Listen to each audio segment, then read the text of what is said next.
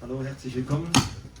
Bonsoir. À la conférence de presse après la rencontre contre Charleroi. On a joué devant 2562 Spectateurs, Spectatrices. Vor 2562 Zuschauer gespielt. Und als erstes bitte ich den Coach von Charleroi für seine Analyse. Je demande l'analyse à Rick Demy. D'abord, on est très content avec le résultat, ça c'est clair. Je suis aussi content de plusieurs choses le premier mi-temps, parce que je trouve qu'on est quand même dominant. Peut-être pas tout le premier mi-temps, mais quand même si on donne la qualité dans la possession de jeu et comme ça, on a fait des bonnes choses. On marque 2 buts. C'est pas si dominant que la semaine passée. Mais j'ai dit aussi à la mi-temps que c'est pas fini. Tu as vu ça au deuxième mi-temps parce que je pense qu'ils étaient mieux que nous par rapport des duels, des deuxièmes ballons. Ils ont joué aussi, ils ont essayé tout pour nous donner des difficultés. Et nous avons souffert tout le temps. Mais j'ai vu une équipe qui veut souffrir ensemble. Et ça, c'est une bonne chose, bien sûr. C'est pas bien que après 0-2, que c'est encore si difficile à la fin du match. Mais bon, c'est comme ça que Eupen était mieux que nous le deuxième mi-temps. Et ça, c'est quelque chose qu'on doit encore travailler. Nous ne sommes pas là.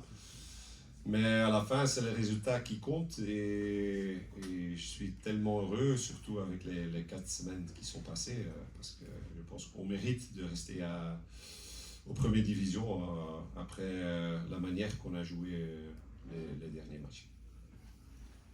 Merci beaucoup. Je donne la parole à notre entraîneur, Christophe Andersen. C'est assez difficile d'être assez clair, de voir le match sans émotion. Malheureusement, on prend chaque fois du temps à se réveiller. Et chaque fois qu'on est dos au mur, on commence à être là. Et on commence à jouer au foot au moment où il n'y a plus rien qui est possible. À part ça, on prend le but et puis on se réveille. Malheureusement, dans la plupart des matchs cette année, ça a été le cas. Et on a manqué de constance sur toute l'année à ce niveau-là. Et voilà. Sinon, j'ai pas extrêmement de choses à dire sur le match d'aujourd'hui. C'est assez difficile. On verra dans 2 jours ce qui va se passer. Si Courtrai va retarder l'échéance ou pas, mais si Courtrai prend des points, gagne ce match, ce sera toujours pas fini. Même si c'est très compliqué, extrêmement compliqué, il faudra toujours y croire. Et voilà, je n'ai pas plus à dire aujourd'hui. Merci beaucoup. Il y a des questions? Auf Deutsch, kurz zu übersetzen. Du hast gerade gesagt, in der zweiten Halbzeit, quasi mit dem Rücken zur Wand, hat deine Mannschaft auf einmal angefangen, Fußball zu spielen, zu kämpfen, aggressiv nach vorne zu spielen. Entschuldige die Frage, warum nicht schon beim Spielen zuvor, beziehungsweise in der ersten Halbzeit? Wenn wir es wüssten, würde es anders machen. Vielleicht braucht die Mannschaft immer wieder Druck, also extremen Druck, sogar Rücken zum Wand, um befreit aufzuspielen.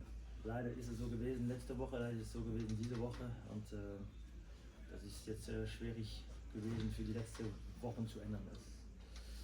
Das ist einfach so gewesen und ja, ich glaube, die ganze Mannschaft braucht eine Analyse nach der Saison und jetzt eine klare Analyse zu machen, ist schwierig. David? Christopher, on est à chaud, mais comment est-ce qu'on peut expliquer cette situation de peine aujourd'hui parce que c'est pas aujourd'hui que ça s'est joué évidemment, mais c'était quand même un peu prévisible. L'explication, ouais, on va la trouver en tirant des conclusions après l'année. Là tout de suite à chaud c'est compliqué, on a manqué de constance sur toute l'année, on n'a pas été capable de développer notre football. On a construit une équipe en début de saison pour avoir un jeu de possession. C'est peut-être là où on a pêché, si on a cru qu'avec cette possession on aurait pu dominer. On l'a fait à certains matchs, mais pas assez souvent. Et on n'a pas su switcher vers un autre football quand ça a été demandé. Eric, bonsoir. Vous avez dit qu'il faudrait être efficace ce soir, finalement en déplacement encore plus que la semaine passée. Est-ce que vous avez été en première mi-temps quand il fallait l'être? Malgré ça, comment est-ce que vous expliquez un petit peu d'avoir Eupen a été mieux en deuxième, mais comment est-ce que vous expliquez finalement les difficultés pour avoir pu continuer sur ce même rythme en deuxième mi-temps? Je pense qu'il y a, je sais pas, hein, mais je pense qu'il y a certaines raisons. D'abord, tu joues contre une équipe qui n'a rien de perdre le deuxième mi-temps. Donc il va, je dis en anglais, all in. Si tu joues contre une équipe qui joue all in, alors tu as deux possibilités. Ou tu souffres, ou tu tues le match. Le premier counter-attack que tu as, tu marques, c'est 3-0 et c'est fini. Mais on n'avait pas la qualité avec le ballon comme le premier mi-temps. Hein?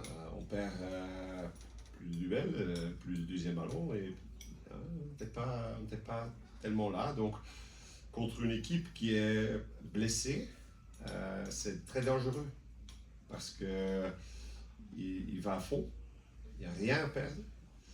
Et donc, il joue avec plusieurs attaquants et il donne encore plus de long ballon, il prend le deuxième ballon, alors on doit reculer. Donc, on doit faire mieux avec ça, je suis d'accord. Mais c'est aussi un peu normal. Deuxième, ils ont donné beaucoup, mes joueurs, et je trouve aussi que physiquement, on a quand même un peu de difficulté.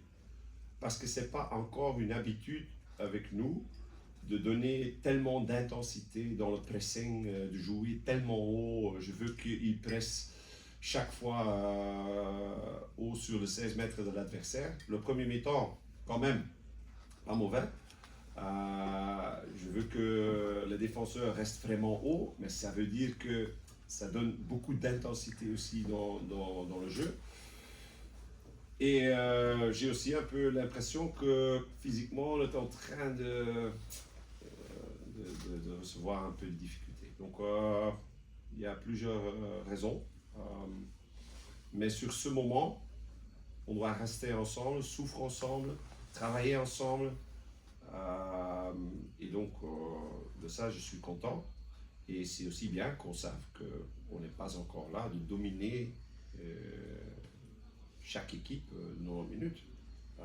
Et quand même, il y a aussi des qualités avec l'adversaire. Donc, il y a encore une progression à faire. Est-ce que vous avez déjà des nouvelles d'Adem qui a dû sortir à l'heure de jeu? On voyait qu'il savait à peine poser le pied. C'est une entorse ou c'est... Ouais. C'est difficile de dire quelque chose, mais ça semble pas très bien. Donc j'espère vraiment que ça va aller pour les derniers 2 matchs parce qu'il est en train de faire des bonnes choses. Il est vraiment là. C'est un grand joueur pour moi, qui était là au moment difficile aussi. Il donne la qualité, il est important pour l'équipe. Donc oui, j'espère vraiment qu'il est là pour les derniers 2 matchs. J'imagine forcément que vous allez profiter aussi un petit peu maintenant puisque l'objectif est atteint. Mais qu'est-ce qu'on peut attendre finalement de Charleroi dans ces 2 derniers matchs qui pourraient vraiment ne plus compter pour rien si le REDM gagne dimanche? Mais voilà, qu'est-ce que... Après une saison comme ça, tu dois être une équipe qui veut gagner tout. Parce que tu étais dans une situation qui est très dure. Tu as perdu beaucoup de points dans la saison. Donc si tu peux finir avec un sentiment qui est très bien et de gagner encore les 2 matchs, alors c'est fantastique de venir aux vacances après. Même si c'est une saison qui est compliquée et même si on dit toujours que Charleroi ne doit pas être ici en play-down, c'est la réalité. C'est la réalité. Donc, mais dans cette réalité, on peut construire aussi quelque chose pour la saison prochaine. Et donc c'est bien que si on se pousse, si on essaye d'améliorer encore 2 matchs et on prend ça avec nous pour la saison prochaine. Donc on va faire tout pour gagner ces 2 matchs. Dernière question encore? Non? Magnifique. Merci beaucoup pour votre visite et on se revoit ici dans 15 jours.